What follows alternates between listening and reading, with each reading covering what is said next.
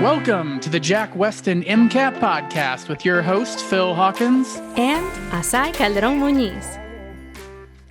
All right, we have an extra special episode this week. We have, I'm really excited to jump into this, Robert, because I know we've had a lot of conversations just kind of like back behind the podcast screen here. And so we're going to be meeting with Azaii, and I will be talking to Robert Greenleaf, who is one of the new faces here at Jack Westin. And I'm really excited for what you do, Robert, and kind of like what you're doing and how we're helping students. Most of you guys who are listening to the podcast know Azaii and I get on our soapboxes pretty frequently to talk about like helping students and like lowering the barriers to medical school and making it easier for students from a variety of different backgrounds to become a physician, because we want our physicians to be as diverse as our population is that the physicians are serving. So I guess without further ado, this is a very long-winded intro. We want to welcome Robert to the podcast. Yeah, thank you, Phil. Excited to be here. Really grateful for the opportunity. And yeah, to touch on, what you're mentioning, right? It is very unique that we have just such a student-focused mindset, and adding in this academic advising team that are on the front lines, speaking with students regularly, whether they're in our full course, using our open access resources, just making ourselves available so they have someone to talk to, right? Someone to talk to about really just anything to do with their situation is just, it's a necessity in this process that can be overwhelming and sometimes debilitating. So really excited for the opportunity to be here, talk to you all, and talk about what we're doing. Yeah, just for a little bit of context for listeners. So basically, Robert is one of our academic advisors, which like I really want to be able to talk to all the students like in person, but obviously that is not super feasible. And so Robert's actually stepping in and kind of helping out with that. And so students can schedule a meeting with Robert, kind of like talk about whatever, like you don't have to pay for it. It's completely free. It's, one of those ways that we're trying to lower those barriers. And I think it's really useful for students because they can sometimes feel a little lost.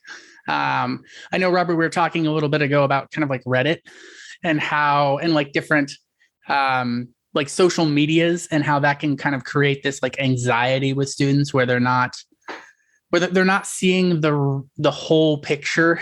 They're just seeing a curated version, and that tends to make things a little bit complex for them. Yeah, definitely. I've been in academic advising for pretty much my entire professional career, and I've noticed this trend throughout the entirety of that time where a small population of students will actually go post on Reddit what they did, the scores they received, and it's usually the people that did well, right? They want to go brag about it, and rightfully so, right? Their methods worked, they were successful, and I think at a certain point they are trying to help as well. Like, this is what worked for me. Right, try this and it'll work for you as well, potentially. So I don't think there's anything negative going on there as far as their intentions are concerned, but it is something that can lead students to comparing their insides to other people's outsides. And when we do that, we always fall short. So I find that the students that I'm talking to, right, a lot of them have taken the MCAT 2 and 3 times already, haven't broken 500, and are trying to copy the methods that have worked for a small percentage of students. Not saying anything against what they're doing at all, right? But it doesn't work for everyone. Every individual is different. And that's why there's so many resources out here to help. But when we look at the 75,000 students that take the MCAT each year, right, how many actually go post on Reddit about their scores? Really, 0.5%, 1% maybe. And then the other 74,000, 70,000, whatever it is, go and read about that. And then they're expecting, okay, I should do this and I should get a 520. And if I don't, I'm not good enough. And why can't I get there? Right. And when that happens, they start to check out a little bit and consider other options when there are other resources out there, right, that they could utilize. Right. So that's really where I'm at, is just trying to provide those types of game plans and personalized support to individuals so they don't feel alone and they don't, again, I'm really big into this because I think it's the world we live in today. We are stuck comparing our insides to other people's outsides at every single turn, and we always fall short. Yeah. I feel like you're always catching, with Instagram and Reddit, you're catching people on their best their best, with their best face. It's actually one of the terms I've seen on like exams, like on the MCAT, is reporter bias. So tying this to MCAT topic stuff, as I do with pretty much everything I do, even when I'm talking to family, to their annoyance. Reporter bias is this idea of like who's reporting and like chiming in on different things is like, that's not going to be a good cross section. And so like nobody is going on Reddit like, hey guys, look, I did awful, right? Like nobody wants to post that. Nobody wants to brag about how they're struggling. And so you tend to only see people in moments of success where they are like really, kind of like doing well. And I feel like that idea of like I totally agree that there's no ill will by those students. They're trying to help. They're like, this worked for me. But students are all different. And like if their struggle is timing and endurance and stamina and like maybe data interpretation, then taking a lot of practice exams will help. I see that all the time. Posts about like, just take as many practice exams as you can, and that's all you need.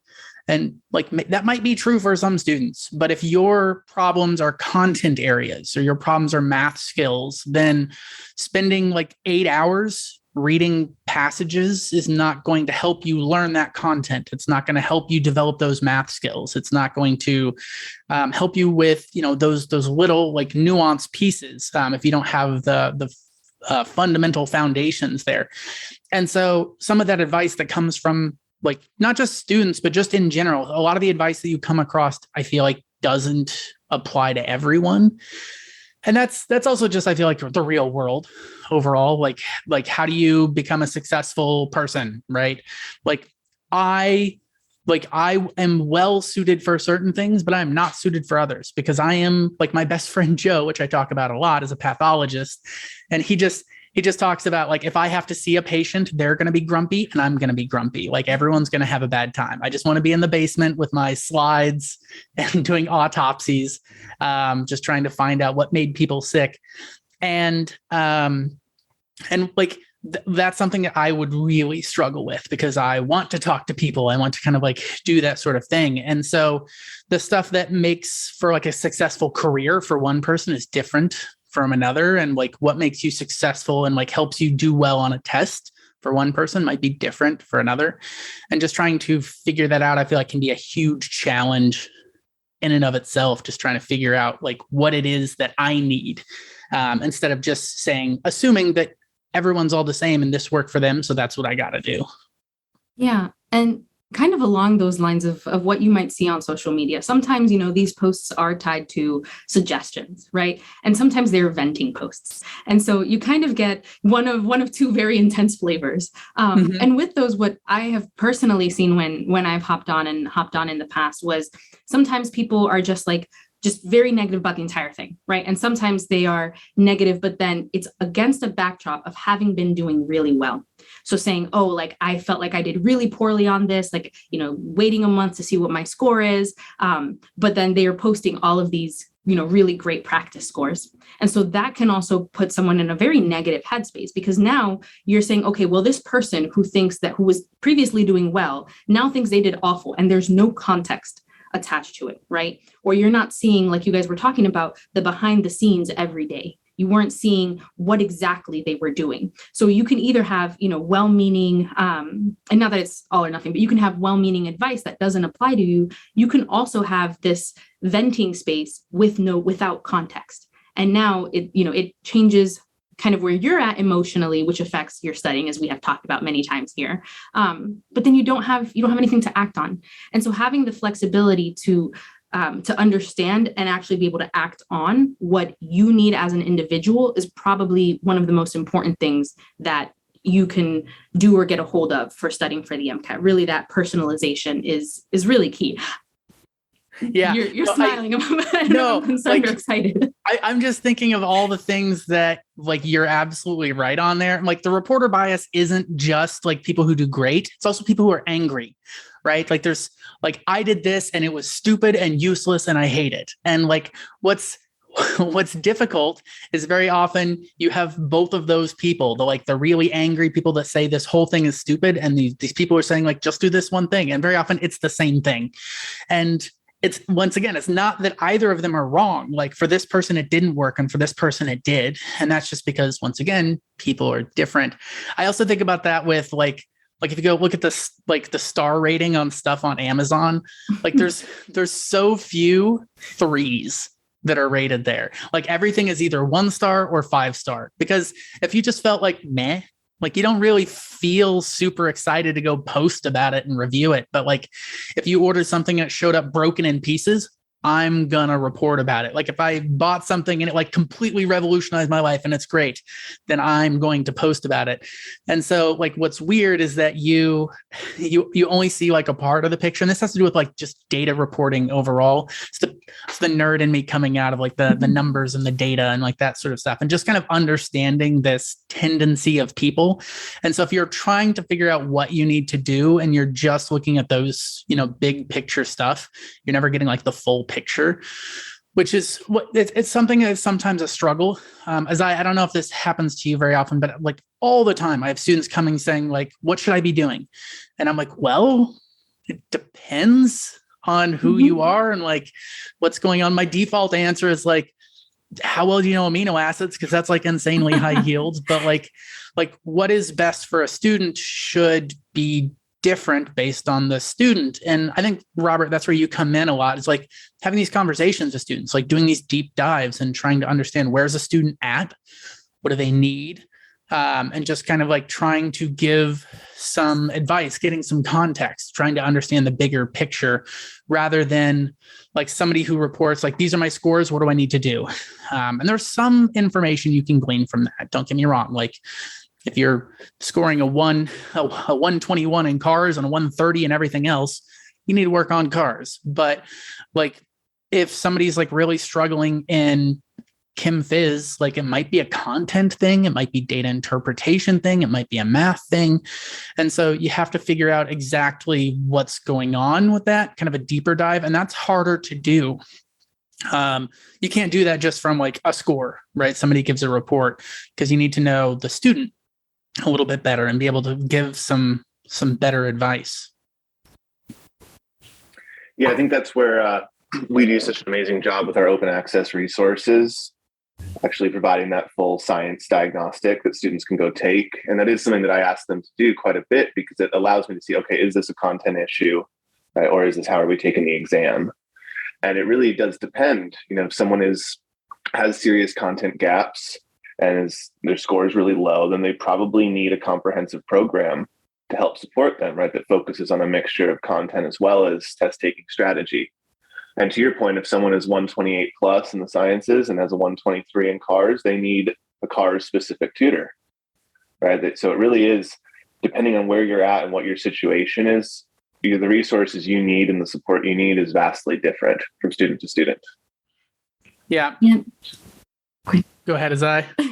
I also just want to point out, so you brought up the free science diagnostic tool, and that's huge. And I think something that is really easy to forget is you can use that tool at many different places of your studying, right? That is not something that, oh, I've already been studying for a month, I still have a few months to go, I'm not going to use it. No, you absolutely can. And it gives, your academic advisor, it gives Robert, it gives the people working with you enough more information to make better suggestions, right? To make more tailored suggestions. And so I think it's fantastic that you brought it up, because it's a tool that I don't think we can stress enough, the utility of it.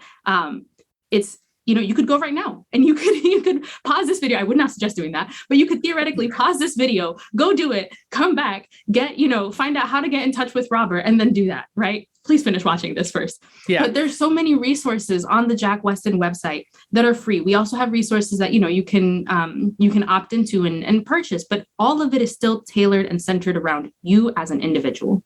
Yeah. The whole reason the diagnostic and the analytic system we have, the whole reason that exists is because of this problem that we've been talking about, is like, how do we help this student? How do we help this student? like I don't hide the fact that like I worked on the content teams at Kaplan and then Next Step and then Blueprint. And now I'm here at Jack Westin. And the reason I'm here is because I don't like teaching to the mean. I don't like trying to just say like, well, this is what the average student needs, so I'm just going to do that. I want to help all the students. I'm like, if you've got a problem, I want to dive into this. I want to kind of like break that down. But in order to do that, you need info, you need data. And so that's why like for over a year, we're working on that data or the science content diagnostics and the analytics system, which just in case the student doesn't know, like it breaks down your areas over 100 different categories.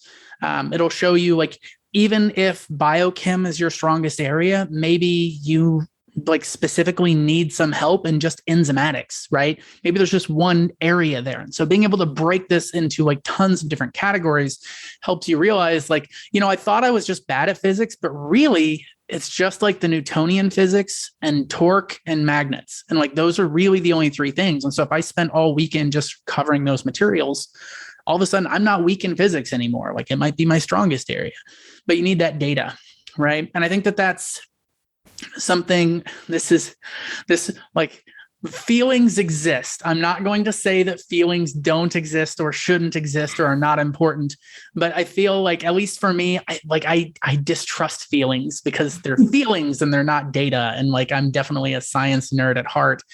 And a lot of times students like feel like something is a problem, but it's not. Like students say like, the reason I do bad on the MCAT is because like, I'm just so bad at physics. And that's a really common complaint, or orgo. And they feel that way because in undergrad, those were the courses that really like punished them and kind of stomped them overall. But then when you actually look at their exams, I'm like, listen, like in the Chem Phys section, you missed 12 questions and only 2 of them were physics. And like most of them were chemistry. And so like chemistry is a bigger issue for you than anything. And really it's just stoichiometry, which you felt pretty confident about. And so I think that happens all the time. And it's also compounded by the fact that not all areas are the same in terms of importance. Like I know we've talked about this lots of times on the podcast, but like you have more psych questions than you do physics and chemistry combined. And there's so many students that say like, I'm bad at psych, or I'm bad at physics, but I'm really great at psych. So I just need to spend time on physics. But like, you're going to see like 15 physics questions on test A, and you're going to see 38 psych questions. And so just going off of pure feeling, you start to kind of get into like a problem area where you might not be spending your time as wisely as you could, in terms of like investing time and getting a return on that where my score is increasing. And so understanding that data, which is, something we worked over a year to do. And I know that like, it's only been out 2 months, but like, it feels like it's been out for so long because so many students are using it. And like, it's such an integral part of how we try to help students, that like, I can't imagine not having it at this point. But I just think that that's a really important thing for students to understand. And I'm, like, it's weird to be like, don't trust your feelings, but like, I'm not going to say that, but I'm going to say like, be skeptical and like, try to understand like the numbers and stuff behind it. And if you can get hard data on something, and if that reinforces your feelings, awesome. Then you have just confirmed like, this is what I need to do. But you might be surprised. And that the thing that you think you need to work on is not quite as important as something else that you thought you were fine on. And it is possible to hold both at the same time and use them to inform one another. Okay. Yes. Yes, for sure. I don't know. I feel like maybe there was some weird trauma in like the background of my life where I'm like, no feelings, like I want rational logic numbers. Maybe I need to talk to a therapist about this. But I definitely think that there is kind of something with that. And I know we've talked about like some of the other free resources, this podcast being one as well.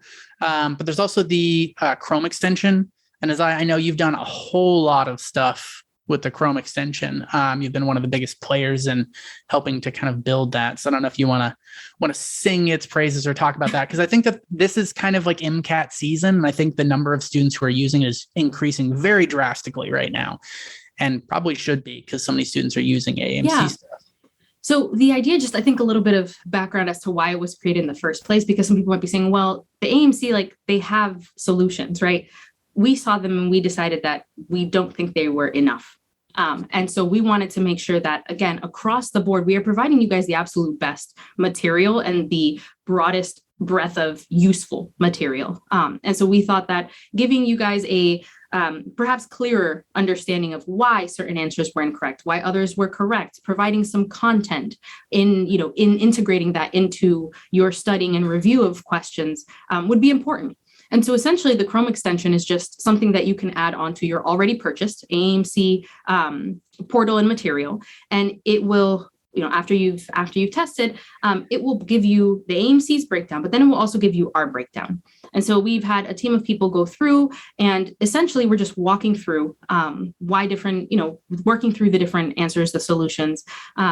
Really, it's a free resource. You can't go wrong with it. And the idea is just, again, to make sure that you have the clearest understanding of the why and not just the leaving with the what very frustrated. Yeah. I feel like you worded that so well and so nicely. I feel so like you're like, oh, we decided that there should be more kind of breakdown. The Chromics, like the AMC, don't get me wrong, they're great at like writing exams. They're great at writing practice tests. I would say it's very clear that the AMC is a testing company and not a teaching company, because their explanations are like not that great is one way to say it. That's probably the nicest way to say it. But there's explanations in there like B is correct because it's correct, and then A, C, and D are wrong because it's not B. Like that does not help me learn something. That does not help me understand how I should be tackling this question. That's just like telling me it's like a tautology. Like this is this because it is. And so we kind of went through every single one of those questions and talked about like a little bit more in depth, like give a more thorough explanation. Also talk about like, sometimes there's more than one way to tackle this question. And so giving you some help with like guidance and strategies on like how you should be tackling this question kind of overall. And I think currently we have that for every single resource from the AMC except the flashcards. And we're currently working on that in the background. And so we just started this last year and we're like adding in those more resources. And that's another just free thing. And everybody should be using the AMC stuff to practice for your test. And like the AMC is just our Chrome extension is just a better way to help you utilize that. And once again, completely free. So it like that kind of like hits on this like big picture idea. I don't know how many hours a week I spend just working on like stuff for free for students, like stuff that like actually like costs us money, but we think it should exist. And so we do it anyway. Like the podcast, the free trial sessions I do every Monday. I know Jack does them on Tuesday. And sometimes we have like 3 or 4 in a week of these like free sessions, but also the podcast, the brand new questions we put out every single day, the diagnostic, the analytics, the AMC outline, kind of all of this. And now like the academic advisors, like if you need some help and you just need some guidance, you have someone to reach out to and have like maybe a deeper conversation with to try to figure out when you should be taking the test. That's something that a lot of students have questions about. Like when should I be like, is this really the best time for me? And this is what somebody told me. And like, once again, maybe that worked for them. Maybe that won't work for you. And so having that extra resource of kind of like a personal advisor, which is what it is. Somebody who knows the MCAT, somebody who knows the AMC, like that's a really tricky thing. Robert, you were kind of talking earlier about how like it's tough to get that info, like talking to your family and stuff like that, because it's just kind of a weird scenario overall. Yeah, definitely. They don't understand. That's the thing. They don't understand the difficulty that goes into preparing for this exam. They're just like, oh, take it in a couple months. It'll be fine. Just study. Right. Mm-hmm. And students and they're pushing back a cycle, and like the families are like, just get it over with already. Go to medical school, like, get a job. Like, what are you doing? Right. And it leads again to just a kind of a not feeling good enough type of mindset. So talking to people that understand what you're going through and how difficult and, kind of overwhelming a task it is really vital to feeling supported and empowered to actually get up and be your best every single day. right? And I do kind of want to touch on something you mentioned earlier about teaching to the mean. I think that's very common in traditional education because they have, it's a live setting, right? And they have to teach the average student. I can't tell you how many times in undergrad I was sitting in a class and felt like, why am I here? I've already covered this. What am I doing? When you look at the new style of educational technology and how it can really be more efficient, you have kind of self-paced modules that students can go through at their own pace, work at their own speed, but then live support when they have questions, right? I think that's the very best time to have live interaction is, hey, what are you struggling with and how can we help? Right. And then it does, like you said, you want to personalize it. That's why you're here. You want to create a more personalized environment, and having a variety of tutors that lead the live sessions is crucial because what works for me might not work for you, Phil. Right. So different communication styles are everything. And especially when you start getting into one-on-one tutoring, I think besides their background in teaching, that's the most important aspect is, can I learn from this individual? Do they communicate in a way that I can hear them and effectively make the change? So while, I absolutely am here for students, whatever they need to talk about, mental health, spirituality, mindfulness, just being overwhelmed, a study plan. One thing that I have a lot of experience with is creating a roadmap of, okay, here's what you need. You want a 512, you want to go to an MD school, and you want your pick of an MD school, here's how we're going to get there. And yes, Jack Westin has amazing free resources. That's why I came to work here, as the dedication to bridging the gap, providing the highest quality materials and as many of them as possible for free. But yes, we do have some that are paid for as well, right? And there's just so much integrity in the fact that we're about half the price of the market, right? We do have to charge, but we're not here gouging students. Our tutoring is half as much. Our courses are half as much. And that spoke to me at a really deep level because there's so many students that I've talked to now that I've seen that can get into our course that couldn't use others. They didn't know there was an option out there that was this affordable, right? And they get in there and they see it and they experience it and they demo it and they realize, okay, this is going to be game changing for me. So again, it's just whatever it takes, because the difference in my eyes is getting a 506 versus a 512, right? So it can be the difference of going DO or MD, right? It can be the difference of going residency where you want to go versus not. And in some situations with lower GPAs, lack of experiences, it can be the difference of becoming a physician and not, or sitting out another year. So like just carrying and holding space for that intensity is a huge part of my job, because right now, especially, there's no open test dates. Students cannot push back. There's no waiting lists. Everyone is filled in April and May. So students that aren't feeling ready ahead of the March 25th exam, what do? Yeah. It's just a really intense and overwhelming situation to be in. So either having those tough conversations, maybe you need to push back a cycle, or do we need to push to the finish, right? It's definitely, right in my wheelhouse of what I'm ready to talk about with students and support them with. And I just want to mention, if you do want to talk and you do want to schedule time to connect with me individually, please just text MCAT to 415-805-6292. I'll definitely mention that later. But again, it's 415-805-6292. I'm here Monday through Friday and would love to talk to everyone individually, see what I can do to help. Yeah. We'll have that number in the blurb for the podcast as well. So if you don't have a pen handy, you'll be able to find it afterwards. It's also just right on the front page of Jack Westin as well. Robert, let's say that I do want to reach out to you and I kind of don't know where to start. What information should I absolutely have about myself and what I've done so far, or what I want to do, ready and handy when I go to chat with you?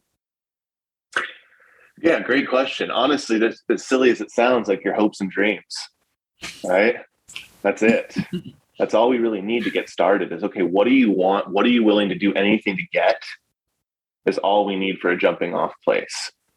But if you're uncertain as well, that's okay. Just be strict, transparent. I'm not sure this is what I want to do. We can talk about your why, right? I think the students that don't give up, that are able to really just pull that energy up when they're feeling exhausted, they're able to persevere, are the ones that have a really strong vision. Right? I talk to students about admissions a lot as well. Now I do a lot of the interviews for our admissions department, definitely something we can touch on. But I always, ask them at the end of the interview, like, why medicine, right? What's your why? Why is this your calling? And yeah, I heard a really interesting response the other day. It was essentially, when there's a tough situation arises and no one else knows the answer, the nurse says, hey, it's everything. Like, it's on the physician to know. And to them, that means it's a lifelong pursuit of knowledge, that they always have to be exploring and learning and pursuing new avenues. So when that situation arises, when someone's life's on the line, they know the answer when no one else does. So that kind of strong why of what they're going to do and what change they're going to make is something that will carry you through, right, when you need to persevere with this really difficult path. So I think, to your point, like, really anything is a good starting place. If you're uncertain, if you're absolutely certain, and you want support and you want guidance on how to reach, the end of this path and what resources you need to get there, right? What kind of plan, when you need to do what, when you need to, just everything in general, right? We can talk start to finish, and then, cultivate a relationship as we move forward. I love talking to students during the ups and downs. I tell them, like, call your family first when you get your score, but then call me. Right? I want to share in this. It's really important, right? Because there is so much emotional investment in what we do, that we care, and every student is an individual to us, right? And, we talk to them when they're not feeling good, when they're stressed out, when they're overwhelmed. Well, I want to talk at the end of this as well, when they really succeed and everything goes right. I love it. That's great. Yeah, I love that. Just kind of focusing on the why. That's a really important thing for the MCAT, but that's also a really important thing after the MCAT when you're in med school and things like that. And so just like the fact that like you're encouraging students to be thinking about this is really important, because they're like, the MCAT is hard. It is a challenge. But so is med school. Like, it's hard and it's a challenge. And so having ways to stay motivated. I'll be honest. I know I talked about I've mentioned this in the past, but when I was in med school, and like, Azaii, you're in med school right now. Like, when I was in med school, I was actually working as a tutor and like teaching and doing stuff, because that's what kept me motivated. That's like, I want to help people. And like, that was really useful for me. And like, as I know, you're like in the middle, like we were just talking, like, oh, you have an exam coming up, I think later today. And you're like, or like soon. And you're like, I got to study for this next week. Yeah. And you're like, I'm studying today because I got an exam coming up. And so just knowing like how to stay motivated and like how to kind of do that is important. I do also want to touch on one other thing. Earlier, you were saying like, oh, you talk to your parents and they don't understand. And like, I just kind of like looking like and seeing like the camera stuff. I'm like, oh, Azaii, like you just started like smiling like really big at that time. And like I was too. I'm like, yeah, that's a real thing. Because for a lot of people, this is a very difficult thing, because like their parents and friends and family have seen you like, oh, this is a hard test, and you take the test and you do great. And you say, oh, this is a hard test, and you take the test and you do great. And then like the MCAT comes up and you're like, oh my gosh, this is really hard. And like, you're going to be fine. Like you say that all the time and it's always great. But like the MCAT is a monster. It's massive. It is something that is impossible for someone to understand unless they've kind of gone through it. And something that can make this a little bit worse is I actually have students whose parents are physicians, and like the parents don't really understand because the MCAT they took is very different than the MCAT now. And so like the MCAT used to be like a 3-hour long exam, and now it's 7.5 hours. And like, it's way bigger. The scope of it is much larger kind of overall. I've talked about this before. I think that makes the MCAT a good test, because what makes the MCAT hard is the volume. And that's what makes med school hard, is the volume of information. And so going through the MCAT, I feel like, is never going to be easy, and it's supposed to be hard, but going through that makes you better prepared for how to deal with it going forward. And so in order to master the MCAT, you have to figure out how to deal with this unreasonable amount of information. And it's never easy, because this is kind of a new level. But going through it makes you better prepared for what comes next. I often think of like in terms of difficulty, like undergrad, like let's say that's a 50 and med school is a 100. The MCAT's like an 80, right? And so what was happening before is like the MCAT was like a 60. And so in undergrad, you would like take the MCAT. And so in terms of difficulty, then you go to med school and it jumps from like 60 to 100. And it's like, this is like, people get overwhelmed, I think, way easier because they're just not used to like seeing this level of difficulty. And, you know, if now all of a sudden the MCAT's an 80, like you got to go from like undergrad, like 50 to 80 and then 80 to 100. And that's an easier transition. And so I think that the way the MCAT is structured, it is a really big jump in terms of difficulty, but it also makes you better prepared for medical school. And so you will be a better medical student for having taken the MCAT. You're going to be a better student just in general. I like to use the analogy all the time. It's like boot camp, and like nobody likes boot camp. Like there's nobody who's like, oh, I wish I could go back and do boot camp over again. But it makes you better prepared for what comes next. But just like boot camp, it's one of those things that's hard to talk to someone about unless they've been through it. And so kind of the MCAT is that thing as well. And so I know we have this like big goal. And I know Azaii, we've talked about this a little bit more in the past, but like I was the first person in my family to get like a bachelor's degree. And so like it was like I didn't have anyone to talk to kind of about this process of like, you know, going to med school and the MCAT and all of that. And so like having someone like Robert, I wish I could have had someone like you to talk to, because there were times where I just felt this overwhelming, like I am lost and I am not good enough. And because of that thing we were talking about at the very beginning with like the social media stuff where you're just seeing the best pictures of everything, that I kind of just felt lost and felt like I wasn't good enough kind of overall, which I realize now, like, no, like it was just like, it's just a difficult thing. And it's hard and it's supposed to feel hard. And that's okay. And like, there are going to be times when you struggle, but that's kind of a part of it. And so realizing that like, that doesn't mean you're stupid and like, you don't know anything. That just means that, oh, this is like part of the process. And like, you just got to figure out how to approach it, you know, from a new angle, which can be a little bit tricky. I want to say one last thing before we toss it back to you, Robert. But this is primarily for the people who are listening and you're like, well, I think I can still manage this on my own. I don't think I need to reach out yet. I will wait a little bit and see if I need to reach out. And I think one of the hardest lessons to learn for some folks, including myself, which is why I'm being very frank about it, is that sometimes you need to get help proactively. And that's something that I want you to understand also applies to medical school.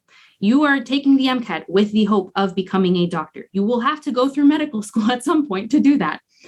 They will try and do their best to make sure you have advisors, academic advisors, education advisors. Some places will also have specialty specific advisors later on in your education. And these are people who, like Robert, are there to help you understand the path that you as an individual need to take in order to reach your ultimate goal and to succeed as you go through. And so they set you up with those advisors very early on, similar to how undergrad will set you up with an advisor. The difference is theoretically you actually meet with the one that you have in medical school, unlike, you know, in undergrad. So it's not always worth waiting until things are burning and in flames before reaching out for help, because then you wouldn't have gotten burned in the first place. So if you realize, hey, you know, I could probably use some help, that I could probably is your cue to let me get my phone. Let me reach out to Robert. Let me find out what, you know, is available, what I am doing well, what I can work on. Just figure out what path is right for you. That's super interesting. And I feel like there's like, the moment you kind of brought that up, I'm immediately thinking about some patients that I've had in the past where they have like, oh, I have this weird growth, but like, it wasn't really messing with me. So I didn't go to the doctor for like 2 years. And I'm like, okay, now we've got a way worse problem, right? And like things have gotten way more difficult. Or I had a patient with a hernia who just like, it got really bad and they just didn't deal with it for like 3 years. And I'm like, now, okay, we get like, this is way worse than it would have been if we just kind of checked on it. Or even better is like when you first saw the sign, like go get help, but also like maybe just like go get checkups and just kind of doing that sort of stuff and just kind of like check in proactively and just kind of like, you know, maybe have like blood drawn and do some blood tests every like couple of years. Like that's something that's like a pretty good like way to prevent things from getting bad. But that's something I feel like there's this very central mindset. This is something I've been guilty of as well, with like struggling and like, different areas. Like in med school, I think everyone struggles at some point. And like, I know I can do it on my own. I don't need help. And like, it's not a sin to look for advice, right? Like to like talk to somebody who's been through it and who understands it. Like, do you have any advice for like how I should tackle this? Like that's a sign of growth, not a sign of weakness, in my mind. And so I really like that idea of like just kind of checking in. Like, even if you don't feel like you have a problem, maybe you can talk to someone and they can like shine a light on something that you didn't even know was there.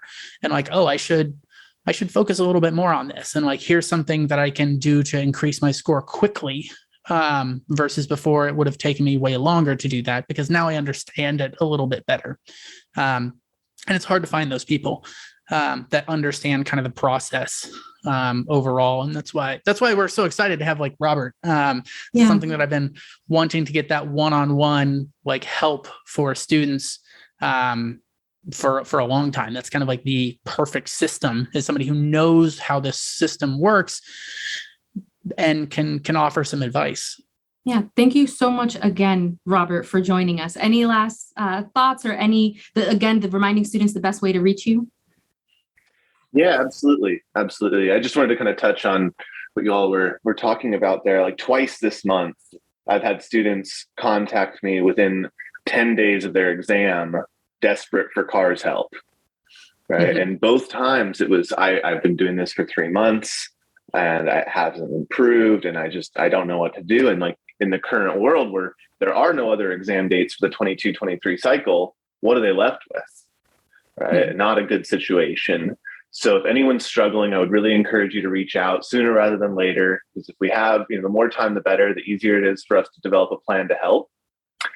And, again, kind of the phone number is on the website, but you can always text it. You can just text, "Hey, Robert," you can text MCAT, help, whatever you need, right? And we'll get back with you and schedule a time to chat. Again, it is 415-805-6292. And the one other thing I did want to touch on, right, because it is such an interesting time in the cycle where students have their January scores back and they're studying for April or May exams, right? Last kind of effort for this admission cycle. A lot of students are turning to private tutoring to help bolster their scores. And something that's really, personal to me and important to me is the quality of tutoring. So I just always, and this is what I talk to students about all the time, is like what questions to ask. Because I'm not, of course, in a perfect world, like I would love each and every student to come here and work with our tutors because I know the quality. But if you are looking around the industry, something that's really important to ask whoever you're talking to is like, how long have they been teaching? Right? There is so much marketing in this world where it's 99th percentile this, 99th percentile that, right? And just because someone scores a 526 does not necessarily mean they can teach. But you better believe these companies can charge $300, $400, or $500 an hour because of that score, right? And is it actually setting you up for success? We don't know. So I would just encourage you to ask those types of questions, like how long have they been teaching? Right? Were they a natural at this? Did they just really understand how to take this exam without really receiving other help? Right? Or is this something they worked for and they've been tutoring, for 5, 10, 15 years? Are they a professional educator? Right? And do they lose track of time while teaching? Is it something they're so engrossed in that this is what they do? Right? Like I would get that detailed with it. I bet you anyone you talk to besides myself will stutter because they won't know how to answer those questions. Right? Because it really is just marketing and you'll never see us doing that. Right? We're here to provide the highest quality at the lowest possible price. So if you are considering tutoring, you need to work with someone. Again, anything you need to talk to me about, no strings attached. If you want to get down to the nitty-gritty of what it'll take to change your life, we can talk about that as well. But the intention is always to get you every bit of the resources you need, nothing more, nothing less. Right? So when you put in the work, you're empowered, you're enabled to get the score you're looking for so you can go to that MD school next year. Right? So we really take this seriously. Whatever we can do to support you, we're here. And just throw us a text, give us a call. I'd love to help. Yeah, I think that's a really key thing that I like to talk about like often. But I love physics, and I think most students like that I talk to know physics is my favorite topic to talk about. And all the time I hear like, "Oh, I wish you taught my physics class instead." And like I know that those people with physics PhDs, right, that like know probably way more about quantum physics and like theoretical physics than I will ever do. Those people know physics more than I do, but like at least for me, I struggled a lot with, I had a lot of physics teachers who were really good at physics, but maybe weren't as great at communicating. Like I didn't understand why this was important and why this was relevant and like how like big picture, they're just like teaching me memorize this equation. And I'm like, I don't understand like when I would ever use this or that sort of thing. And so like, I think that's something that a lot of students can resonate with. I feel like I hear that a lot from like, oh, my physics professor was awful, or my orgo professor was awful, or something like that. And those people really knew those topics. And so that's kind of this idea, Robert, that you're hitting at is like, there's a lot of people who know a lot about this, but if they can't share that knowledge well and like efficiently, then you just don't get as much out of it. And so, there are times that like, not that our tutors know less, right? Like our tutors are like incredibly top notch, but we like try to hold them to a high standard of how good of a teacher are you? We do a really thorough testing and training, and like we record videos, and we have tutors that we're like, oh, this person did really well, but we don't want to use them because I don't think they can help a student as much as maybe another one. And so I think that that's just a really important thing to kind of think about. And I like that you're encouraging students to ask those questions, because I think that is something that you should be doing kind of wherever you go. It's not just like how smart are you, but how well can you help me, which is like what it's all about. Yeah, I think high scores are important, right? They define credibility, but that's not the end all and be all, right? It's how long have you been teaching and what's your track record. So yeah, when we do go after and look for more tutors, right? It's always, okay, what are the results you've produced previously, right? How long have you been doing this? I know we've got at least one that's been tutoring for over 15 years, right? 7 years full-time in the MCAT. Like that's a tutor, right? Mm-hmm. That's someone that I know I can learn from, has a proven track record of helping students, right? It's just so different than just hiding behind, right, genius. Yeah. Right? Without education experience. Yeah. I feel like I want to keep like diving deeper. And like, that was just kind of like a weird afterthought kind of at the end of like, you just asked that question. Like there's a lot to this. And that's why it's important to talk to Robert if you get a chance, because there's a lot of information there. There's a lot of stuff that you might not know to ask. And so kind of like bringing your story, like what you need. I know Robert can really help with that. I also know, Robert, you have a meeting here with a student in like 3 minutes. So I'm guessing we should probably wrap up, but it's been a pleasure as always. And it was awesome having you as a guest. No, yeah. Thank you for having me.